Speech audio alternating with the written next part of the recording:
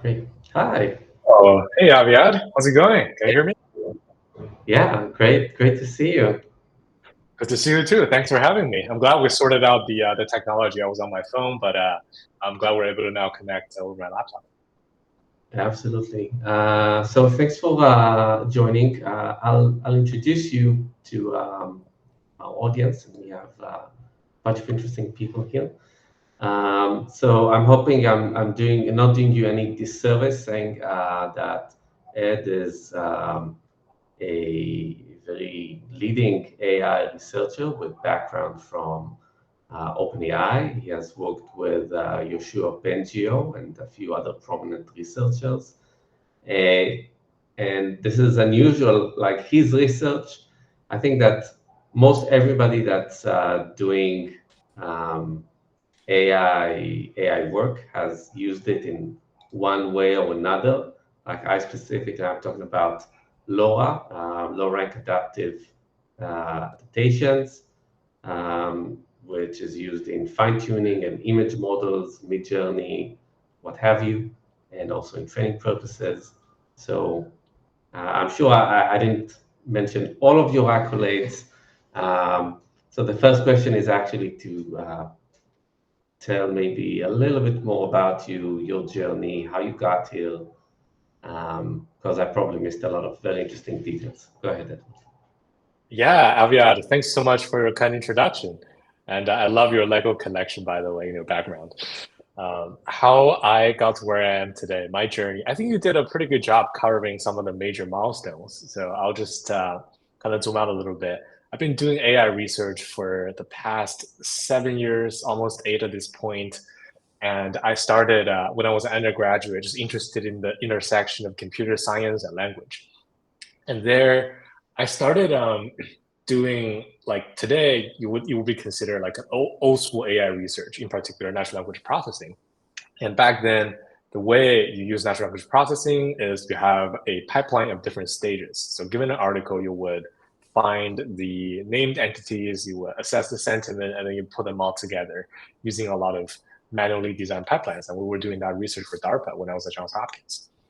And that's how I got my start. And after my undergrad, I was fortunate to have a chance to go to Microsoft Research to be an AI resident. And there, that's when I started to get into contact with some of the more deep learning, more modern neural net based research. And I also saw the inkling of the possibility of how scaling can take something that doesn't quite work at small scale to something that just works magically, even though the only thing you're changing is scale. And then I decided to focus on neural network from that point on. And that led to various research output, including low rank adaptation, Aviad, like you mentioned. And there are some lesser known, but I think nonetheless extremely impactful work uh, for large model training, such as mu transfer. And that is now used by pretty much all the major model trainers as a backbone for training the largest models. And then after Microsoft, I felt like the corporate environment at Microsoft at the time didn't quite support my uh, my personal growth. I wanted to just dive deeper into the science of it. So I had this opportunity to work with Yoshua Bengio, who was an advisor to MSR at the time, and we and so I left Microsoft to move to Montreal to be a PhD student of his, and I had a tremendous 2 years working with him, working on various ideas that at the time I didn't fully understand, but as I started working on it, I realized that was really the cutting edge of deep learning, and in particular, my thesis proposal. I haven't defended my thesis yet. I'm one paper away, but the thesis proposal I defended was titled "Building a Reasoning Machine," and that line of Oh, what? work led me to building a reasoning machine, Oh, wow. Okay. and that line of work led me to folks talking to folks at OpenAI.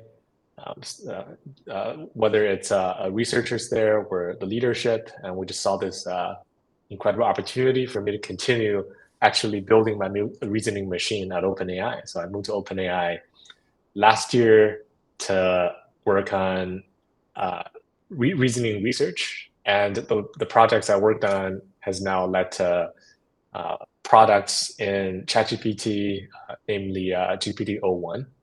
Some of you might have tried it.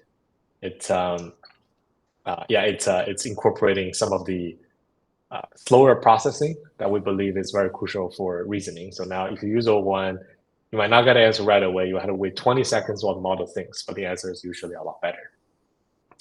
And lately, I left OpenAI. I called it entrepreneurial bug, and really wanted to see how the sausage is made. So now I partnered with some incredible partners to incubate early stage ventures.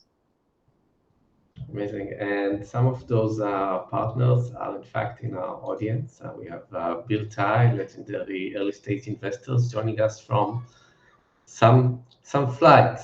So Bill, thank you for spending your time with us. And okay, so I want to come back to what you said about reasoning engine a bit later. But first, I want to ask you, like, how's it like working with these thought leaders like Yoshua Bengio? Like, who are the main thought leaders you met along the way, and what was it like working for them? How did it shape your approach to AI research?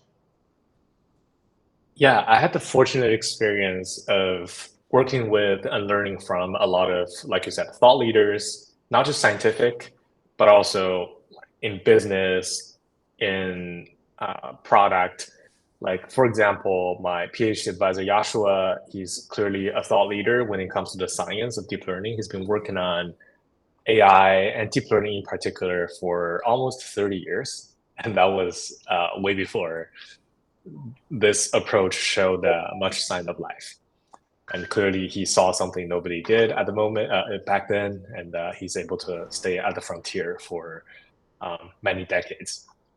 And I think something that struck me as really unique is his devotion to the research process. And he for those of you who might not be as familiar with AI research, Joshua, he co-won the Turing Award, which is the highest honor in computer science, back in 2019 for his work in deep learning.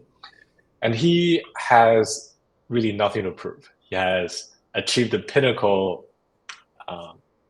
like the highest honor you can get in his career. A lot of professors would. Okay, I'm glad I was fact checked and I was right.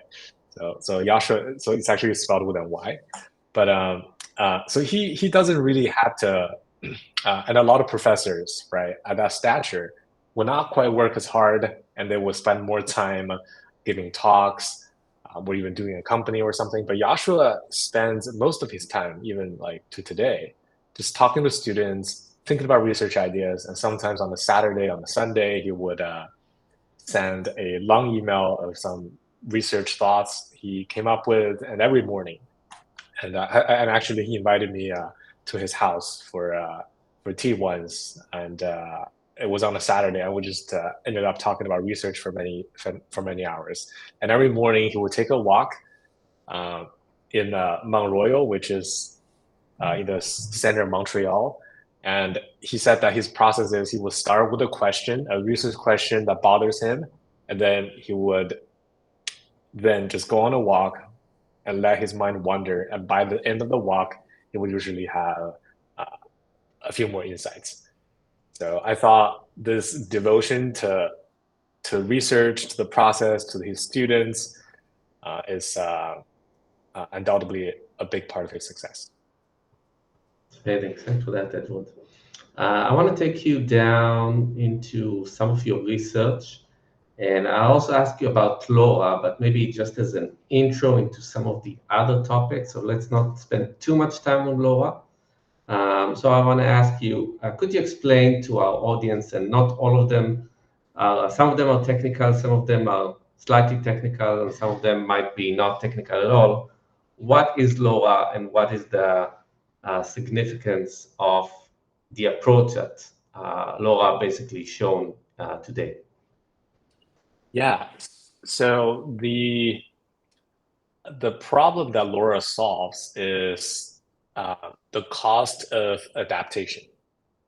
Whenever we have a neural network, which is, you can think of it as this entity that's powering the intelligence of an AI, it's generally trained to be, it's often, say in the case of a language model, it's trained on the entire internet. So it is very general in its capabilities. And typically, as we know, when you are very general, you tend not to be very good at certain things. You are a jack of all trades, but a master of nothing. And for it to be useful in practice, and this research actually came from my time at Microsoft, we were taking GPT-3, which was OpenAI's biggest model at the time, and try to commercialize it in Microsoft products. And so it's not good enough to be a generalist that is not good at no particular thing, but it can do very impressive demos. It's important to actually be good at specific tasks we cared about. Like at the time, it would be things like translating natural language to code or summarizing certain content.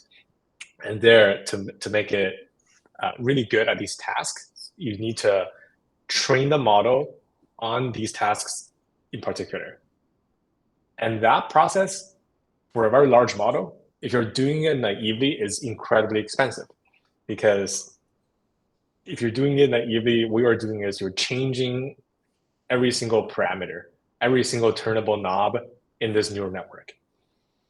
And that was, and basically, it for those of you who are technical, I'm just going to throw out some numbers.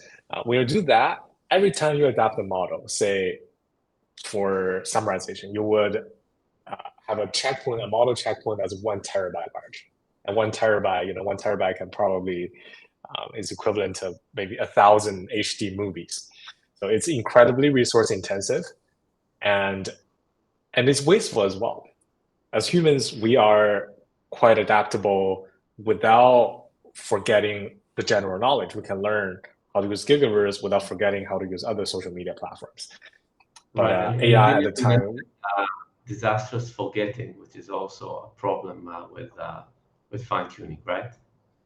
right. And part of it is because we were just changing this entire network. And long story short, what LoRa did was we used a mathematically clever way. It's very simple, but also very effective to adapt the model while using just a fraction of the resource. And the number in one study we cited in the paper was a reduction in resource consumption by a factor of 10,000. And that was, and it was very, very simple, very easy to implement, very hardware efficient. And at the time, it was really to solve a problem that we had as researchers at Microsoft. But then a few years later, as more and more people started to work with these large models, and this problem became everybody's problem. And people looked into the literature and saw, hey, LoRa actually works really well. It's super simple, super cost efficient, and now it's become somewhat of an industry standard. Yeah, so like in diffusion models and text-to-image models, like LoRa is now like a common household name, if you will, because everybody's fine-tuning their own LoRa models to create certain characters or certain types of scenes. Is it true that LoRa has been picked up more in this realm than other realms, or is it just the outsider's point of view? I think it's interesting because it's very visible when LoRa is being used for image generation. And I think there's also a very vibrant community of creators. So that gives the appearance that LoRa is mostly used for image generation, which might be true. And I know there are several websites that are, they are like almost like communities of artists who are using these diffusion models to generate art, and LoRa allows them to quickly adapt a model to a particular domain, a particular style, a particular character, and then quickly share share that model with the broader community. Instead of having to upload a 10 gigabyte checkpoint, they can now just exchange a 10 megabyte LoRa checkpoint. And I think that's something I didn't foresee at the time when I first worked on LoRa. At the time, it was simply a way to achieve some internal goals, build some internal products while minimizing the resource consumption. But actually, the portability of LoRa models enabled a whole community of people, which is, I think, what made this technology and, in extension, a lot of the creative power of AI much more broadly distributed and much more visible. Yeah, it is amazing. And like the figure that you mentioned, the 10,000x improvement in training speeds, probably at either negligible loss relative to the full training, right? Maybe in some cases even no loss, because you're mitigating any kind of like bad training or disastrous forgetting. Is just simply incredible. And I want to ask, like, I think that part of the way that I understood OpenAI's way of doing things, which was surprising in the beginning, is to focus on scaling and the approach that I think it's basically taking the approach mentioned in the article, The Bitter Lesson, to its logical extreme, right? So basically, just our approach works, just tune it to the max in terms of compute, number of parameters, number of levels. How does an approach like that of changing the algorithms and basically reducing cost 10,000x, how does that work within OpenAI and like the thinking that scaling is the way to go? Scale is all you need. Yeah, so I think scaling, the bitter lesson tells us that there are many ways to interpret it. I mean, my version is sometimes it's better to just do the simple, the seemingly unsophisticated thing at scale compared to trying to be smart, very sophisticated in the design of the algorithm.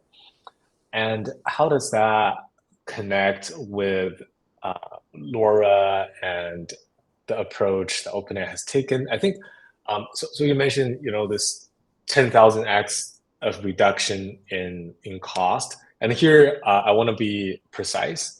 And very often for folks who are not familiar with nitty gritty, when they say, oh, wow, it's 10,000x more efficient, they might think, okay, now we need 10,000x less resources to work compute, work cost to make to have the same result. So here it's more nuanced, as in what we're saving is the overhead of storage. So instead of now having a 10 gigabyte model checkpoint, we're going to have a 10 megabyte model checkpoint.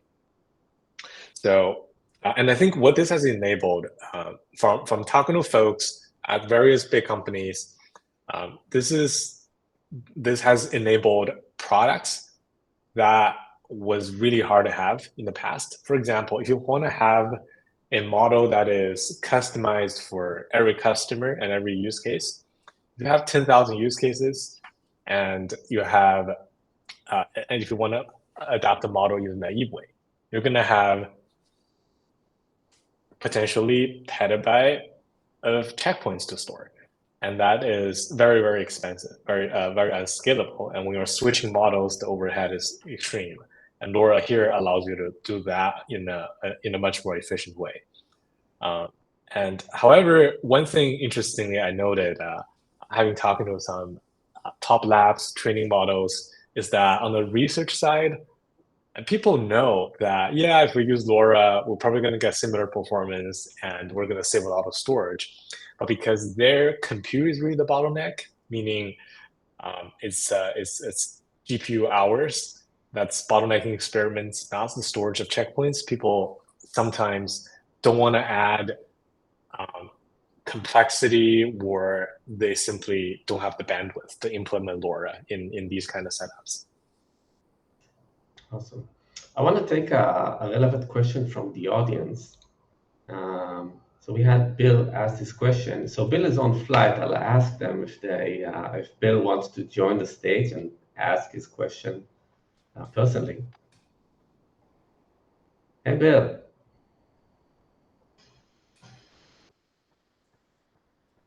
Are you able to open your microphone?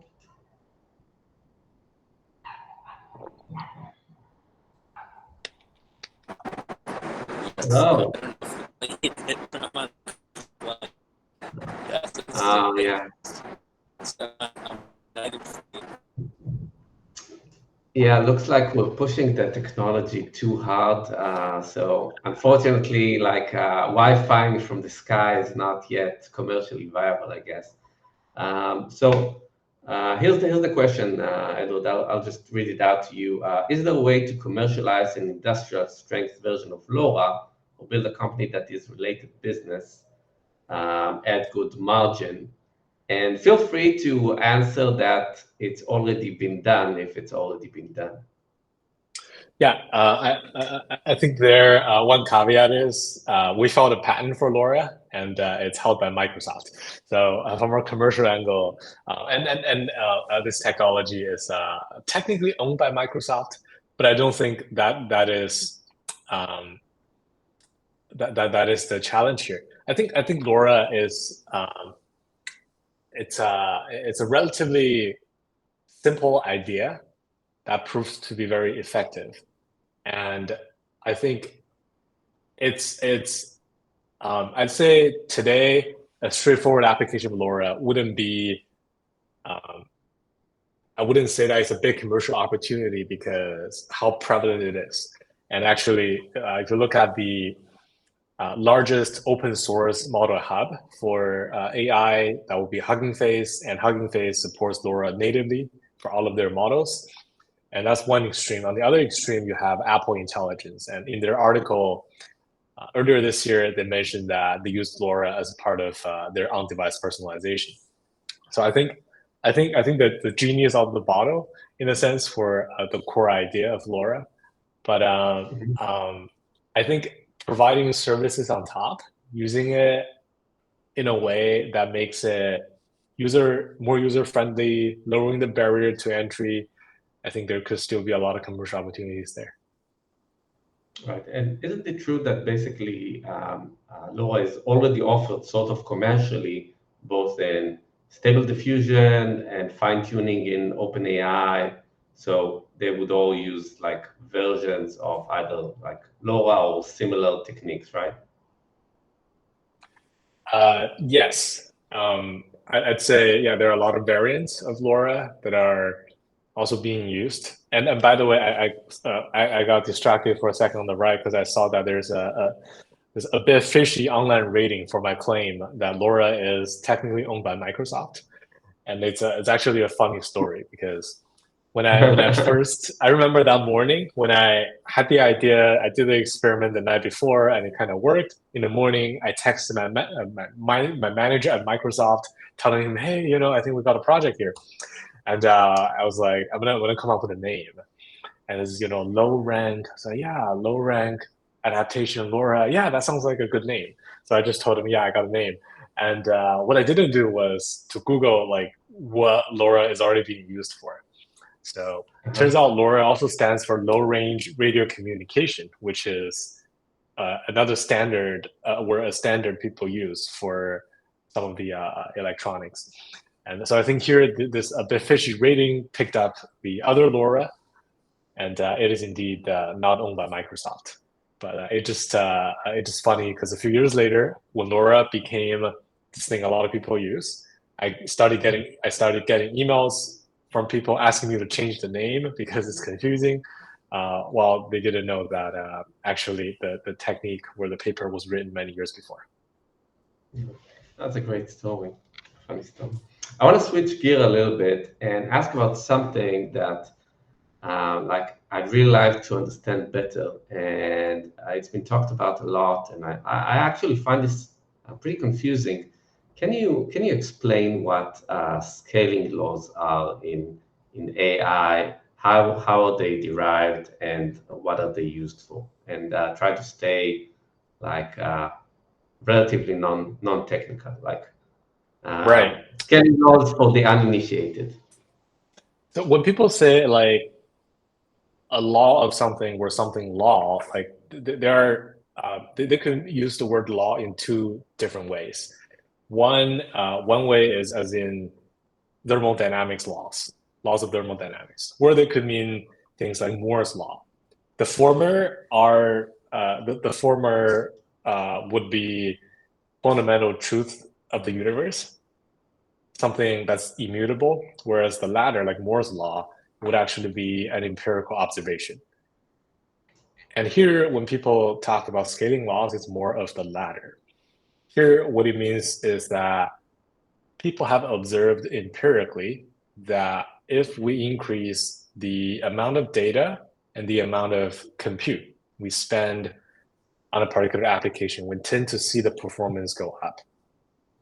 And that leads to the hypothesis that maybe that's all we need. We just need to continue feeding the model more compute, more data, and then the performance will just keep on going to upward and to the right. Right.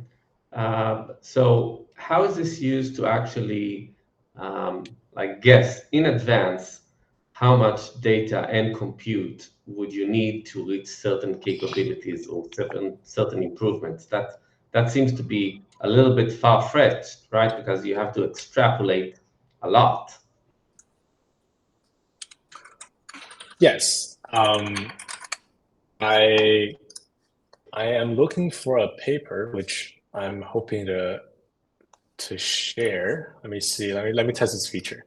Share screen. Okay, I don't know if this is if you guys can see it. Actually, we could Aviad, let me know. We could use fact check to actually summarize this document. Well, what is this document called? It's it's a paper called Scaling Laws for Neural Language Models. It's quite famous back then. It came out in 2020. And here, this I think this the visual is what I'm going for. So here you can see that the test loss, which is a measure of performance, reliably goes down as we spend more and more compute, right? And it's almost follows a straight line, and you can fit a here. I think this is a power law curve that fits this trend, and then what this allows you to do is, okay, if I 10x the compute, the loss that I expect to see will be somewhere down here. And of course, this needs to be coupled with other dimensions like data set size, parameters. And once you have studied all of these dimensions comprehensively, what this allows you to do is to say, okay, I'm going to build more data centers next year and have better chips, and I know I'll have, say, 100x more flops at my disposal. How much of that should I be spent on training on the same data for longer versus training on more data but for a shorter amount of time? Or how much of that should be used to expand my parameter, my model size, versus training for longer? So it allows you to make these trade-offs and being able to anticipate how you can optimally scale the size of a neural network, and also predicting the performance of a neural network before it's trained. That's incredibly valuable for capacity and product planning. Right. Indeed. So I want to switch gears a little bit so that we have time to cover also reasoning. So I have a bunch of questions, and I'll try to maybe squish them all into one. First of all, a quick explanation of what is chain of thought prompting. And a follow-up to that would be, how do they fundamentally alter the reasoning process of models? and how does that connect with test time inference and basically improved reasoning? Chain of thought reasoning is a technique in AI, in particular, used in conjunction with language models to kind of mimic the way we think. And just like what I did, before I answered your question, I paused for maybe 3 to 5 seconds, and there I have an inner monologue going on. Oh my God, Aviad asked me this tough question. How do I answer? How do I sound smart? And this inner monologue is typically not observed, but it really helps. Maybe not in this case, but in many other cases, it would help one get to a more informed answer, especially when you're solving a math problem or a puzzle. It's often very helpful to think before you answer. And that is not something language models would natively do. For ChatGPT, we're very used to giving it a question, and then it would start answering the question right away. It's almost like an automatic response. And that the inability to think slowly, deliberately, partly explains why these models are very bad at manipulating numbers or anything that requires more advanced analysis.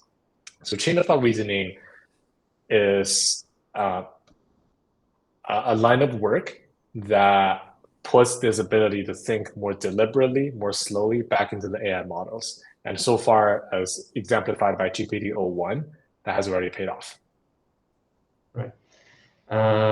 So take us further into basically what is the main problems with planning and reasoning with LLMs, and what are some current research or industry trends that you can speak about solving these kinds of reasoning and planning deficiencies versus humans?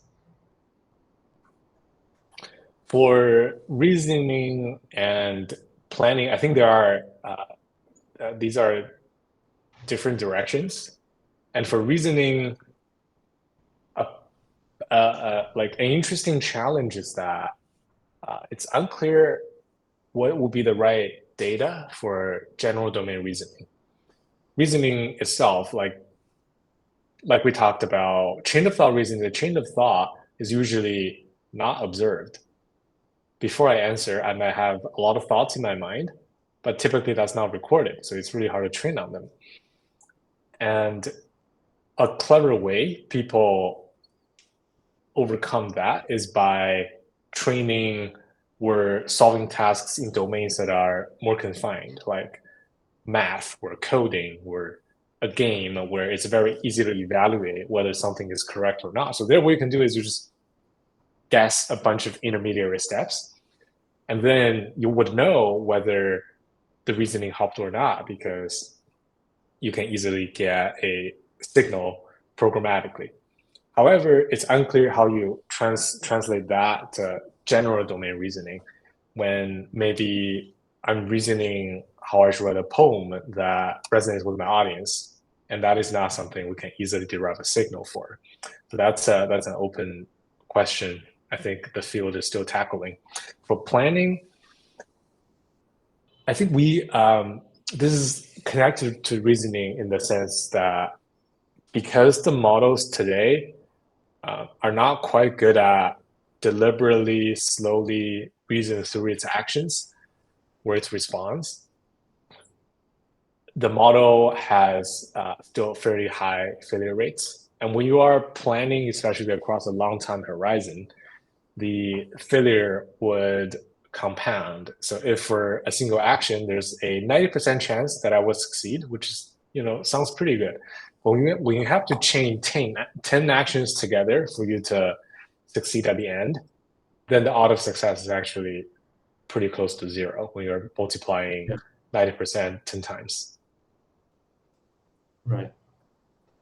So I really want to dig deeper on this, because I think this is like super interesting, and I've started to use the reasoning model, the O1 model, in some of my programmatic workflows, not just as a UI, but I'm mindful of the time.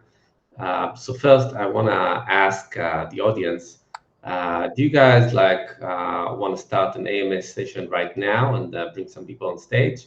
Let's create a poll. Let's create a poll. So sometimes it doesn't really understand my accent. Okay. AMA now or not? Let's create a poll. Okay, here we are.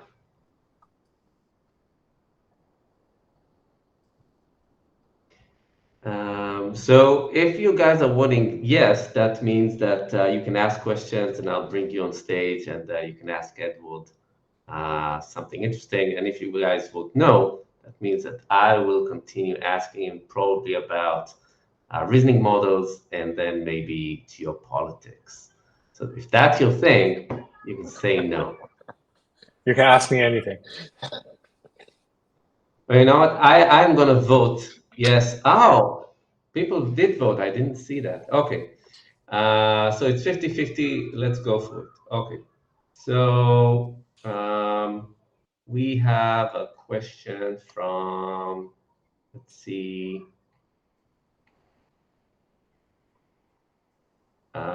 many.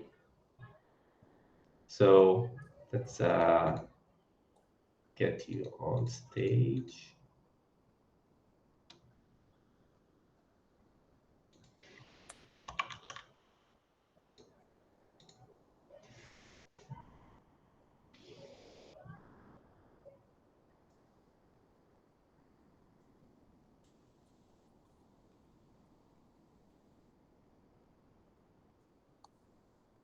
How many?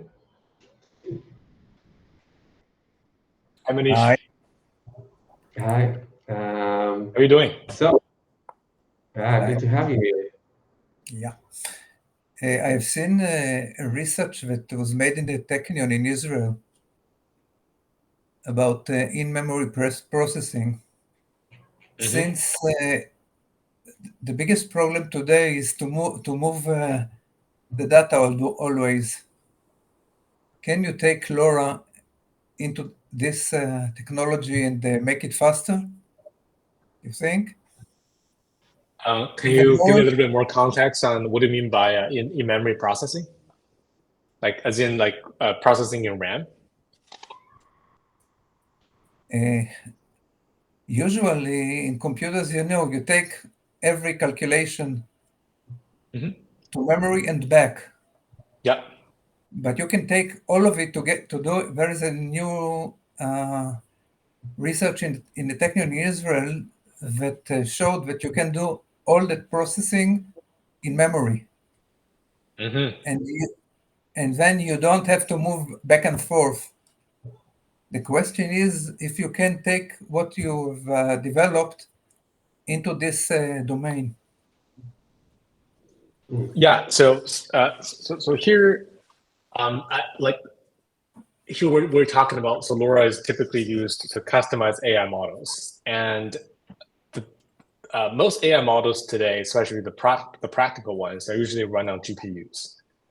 And when it comes to GPU compute, here I'd like to think that the overhead of moving, say, a LoRa model from VRAM, like loading it from RAM to VRAM, etc., that would, compared to the time you actually do the computation on, say, the CUDA kernels, it wouldn't actually be as much time. So I think in-memory computation will be super useful for applications that are like latency sensitive, where the cost of moving data from your RAM to registers and back matters a lot. But in the realm of AI, at least today, because the models we're working with are really bulky and they need specialized accelerators, namely GPUs, So I think that's not where I would apply it right away. But I think in the future, yeah, there could be interesting applications we don't foresee today. Thank you. Yeah. Thank you, Manny. And maybe I'd like to add that I think that it's very interesting to try either having smaller models that fit into the GPU, quantization to make it fit into the GPU, like reducing the training overhead to make stuff fit into the GPU, and also have like potential inference on lower cost chips. And all of these are just very useful into making the whole grail of having AI at your fingertips available on your mobile device where the data is owned by you a reality. And maybe that's like the theme behind the question about memory. So I want to bring another person into. We have a question from Gilly.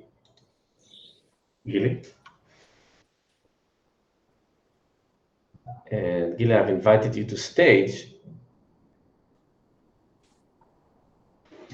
But meanwhile, Ed, you can start answering the question. So the question is, I can answer the question. Yeah, go ahead. Are we close to AGI? What's missing, reaching there? And I think we always need to be careful with definitions, right? Like it really depends on how we define AGI. And even the better definitions I've seen are typically not like super tight. So if we're kind of confining AGI to the domain of like digital world, like it doesn't need to manipulate objects in the universe, I think I'd say I see like the biggest roadblock being data efficiency, because like we have somewhat exhausted the source of high quality textual data, and people have trained on the internet. Most of the data sets that can be bought have already been bought, and still the model we have today is not quite as sharp as a human in a holistic way. Of course, you actually say ChatGPT today is actually superhuman in many aspects, but in many other aspects when it comes to reasoning, etc., it's still falling behind. And we don't need to ingest nearly as many tokens out in the world to be able to do what we do. So clearly, we just need to use the data we have today in a more efficient way. And how do we achieve that, I think, is the open question. That's a great answer, Edward. I'd like to add, like, on a similar vein. So I made a calculation of what is the energy consumption of humans, and we take around 60 watts, right? So you take 2,000 calories, right, and then you transfer that to joules, and then you divide by the number of hours in the day, and it's around 60 watts, like one electric light or something like that. And it seems that while we can get very, very strong AI models in terms of wattage or like energy efficiency, it's orders of magnitude less efficient. Do you think that we're going to see like additional increases in energy efficiency for AI to basically make much cheaper AI, like orders and orders of magnitude, until we basically, and just so you know, humans and mammals are not the most efficient. It turns out that birds are on a per kilogram or per wattage even more efficient than mammals. Well, I mean, I think here we need to be mindful of what the wattage is used for, right? Are we talking about like wattage per intelligence unit or wattage per movement, right? Because for a bird, if you think about it, like because the intelligence level of birds are fairly low. So if you take the ratio of intelligence per joule, a human might actually be much more efficient than birds. But I think going back to AI, there's no doubt that AI is going to become cheaper, more efficient, given the same intelligence level. if you take the state-of-the-art AI model from a few years ago and compare that to a non-top tier model that's roughly of similar performance, and you would see that the models today would actually be much more efficient. And it's a trend in tech that has been fairly stable. The phone you and I have today is much more powerful than a mainframe computer from many decades ago. So I think there's no doubt about it. But of course, people's expectation of AI is going to rise as well. And whenever a more powerful model comes out, that becomes the thing that people want. And as we build more data centers and spend more energy to create better models, people are going to want to have models that use more and more energy. Doesn't mean that the models are not getting more efficient at the same time. Thank you for that. Maybe I wanna ask a little about utopia versus dystopia. So where do you stand on the accelerationist versus doomers, or are we heading to utopia, dystopia? Where do you place yourself on these angst sort of dimensions? I'm of the opinion that AI is an amplifier, and it can be used for tremendous good. It can be used for catastrophic purposes, whether it's intentionally or unintentionally. And like any tools, there are always two sides, but AI is extreme in the case that the multiplier here is huge. So and I think we need to be very careful about capping the downside, while at the same time really using that, channeling AI more into applications that can benefit society. Like, for example, how can we use AI to improve healthcare, education? How can we provide resources to those who might not have it today? Whereas, at the same time, of course, AI can be used to make the powerful even more powerful. So it's up to us who are in the position to steer how the technology is being used to take that as a serious responsibility.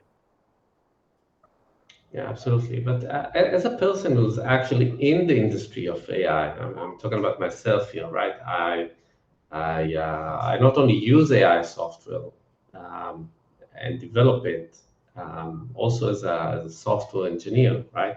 I can see how I'm becoming more and more and more efficient using these tools and able to do tasks that I wasn't able before.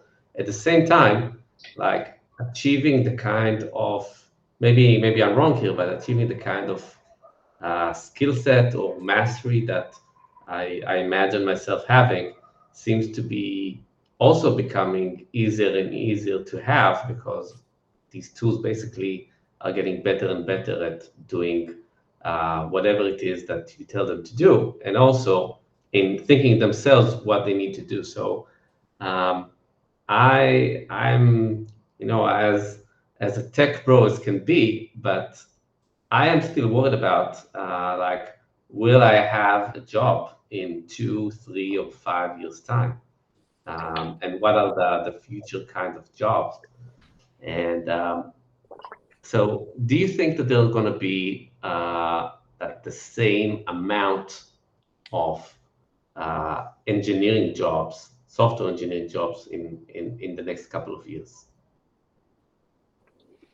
I think software engineering will look very different. And already today, I think if you want to be an effective engineer, it's hard to compete when you're not using something like Copilot. And now you have tools like Cursor and others that are like Devin from Cognition, et cetera. They are just automating even more of the work. And I think it's going to change. There's no doubt about it. And I think it's still important to know how to code, and especially how to architect a code base. And I foresee more of the work being more supervisory, more high-level architecting, as opposed to generating boilerplate code. But it's up to us to learn these tools. And I like the saying I heard from multiple people: AI is not going to take our job. It's people who use AI who will. Yeah. I guess with the architecture thing, I want to challenge that a little bit, because like, isn't what you're saying more of like the couple of months down the road kind of deal? Like, yes, 3 months down the road, 6 months down the road, maybe 1 year down the road, we still need people who understand software at large and architectures and code bases. But if things continue 10xing, right, we'll get to a point where just for the very narrow job of writing, let's say, software for backends and data engineering and the kind of things that people don't need, it's basically an engineering skill and has not necessarily have to do with product or design or those kind of things. A computer should be able to think about the architecture, use the tools, write the code, test it out, and basically be 10x more better that than any software team. If we're talking about a software team frozen in time, they're not really adapting any of the tools. They are just relying on human labor. I think both of you know the answer, right? Is that they're going to be surpassed no matter what. And that's been a rule of life, in my opinion, and especially choosing technology, that you just need to adapt as the tools get more advanced, where you're going to risk being left behind. Right. So basically you're saying is that as long as people can harness these tools, we're going to be the human plus computer is going to be better than human alone or just AI alone. Yeah, I think for coding in particular, that's been the case, and I think that's true for many other applications too. I came across this company, which I think is very interesting. It's called Nooks, Nooks, and what they do is they train salespeople. So as opposed to just directly replacing salespeople with AI, they're using AI to train salespeople, and they could simulate an AI customer that's very tough to deal with. And as a salesperson, you need to get through to this person. And also, when you are actually making sales calls, the AI will synthesize information for you, and you can also be evaluated by this AI. So I think that's, in general, like that's where a lot of the jobs, like I think they're not going to be replaced right away. What's going to happen is people will use AI to do their job better, more effectively, and the human is going to be able to do more of what the human is good at, which is to be spontaneous, to connect, to be empathetic, and to be flexible. And the AI will do some of the busy work. But eventually, I think inevitably, more and more of what the human is doing today will get done by the AI as the capability expands. Whether it's going to be all of it or just a part of it, I think the jury is still out. But I think today, for all of us, the best way to just be on the cutting edge, try to incorporate as many tools as possible to make us more effective, and that will put us in the best position as AI transforms everything we do. Yeah. Well, I think personally, and maybe I'll stick with that, I am trying to be on the cutting edge as much as possible. I'm just afraid or concerned that maybe being best positioned for the future is not about the kind of skills that you have, is about the kind of assets that you own. And with that, I'll maybe bring another question from the audience we've had, relevant question. And this is from Oz, from our Gigaverse team. So developing and operating AI requires significant funding. How do you think those financing these technologies aim to leverage them? So basically, it's also the question, are we heading for utopia or dystopia? Who owns the product? So there's our label, and our label gets written down as assets, and then we train on these assets, which is amazing, create this wonderful amazing tool, which is like the pinnacle of civilization. But then the question is, who owns the fruits of that tool, and how would that be spread across society? Hey, hi Oz. Hey Oz, good to see you on camera. Good, how are you? So basically, as Aviad said, because you were around those cycle, around those people who paid money, what do you think, and how they're gonna try and use those tools? So that was basically trying to make a harder question on you and not to give the politically correct answer. Yeah, and I think this is interesting because I was at OpenAI, right? OpenAI had this really interesting structure, and at the time of founding, I mean, they had this discussion, right?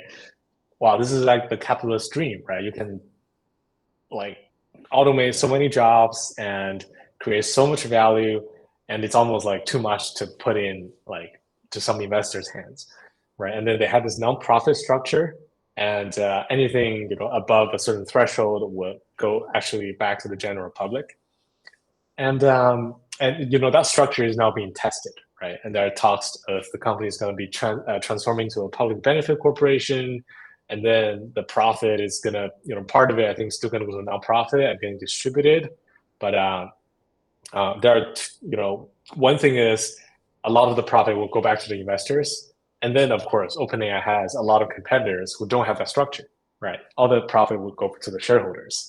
And I think this highlights this interesting dynamics that even though there is tremendous upside, potentially too much for any group of people to possess, but also you just need so much funding. You just need so many resources to get this going. And I think this is a scenario where at a certain point, like surely regulations, governments, they're gonna step in, and I don't see a scenario where an individual would just own so much of a particular they would just own so much asset because they control this AI, and now they are in a position to control the world. And I think at that point,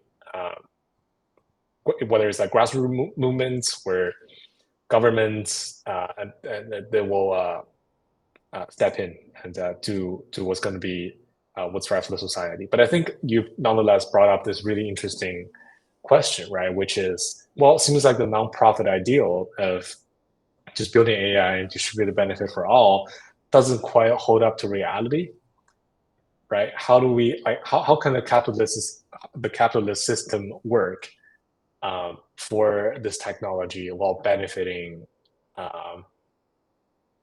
the majority of people? I think that's a tough question, and I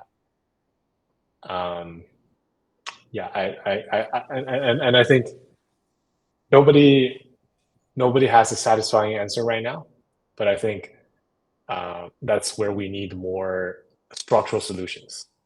Potentially governments and civil movements need to chime in and advocate for those who are not being advocated for today. Thanks for the answer. Yeah, and Edward, I want to be mindful of your time. I think we're already a little bit over time, so I want to thank you for that. I do have like a gazillion more written down questions that we haven't even gone through your all of the research questions that we wanted to tack into your politics. So maybe maybe we'll do a part 2 eventually. But at this point, I wanna thank you for your time, and really appreciate spending this time with me. I enjoyed it. Yeah. Yeah. Thanks so much for having me. I enjoyed this as well, and thanks all of you for really interesting questions. Fantastic. Okay, guys, thank you so much. If you have follow-up questions, just write down in the community after we finish this session, and Edward might be able to answer that in the community or give us some motivation for a follow-up discussion. Thank you so much. Cheers. Bye-bye. Perfect. Thank you.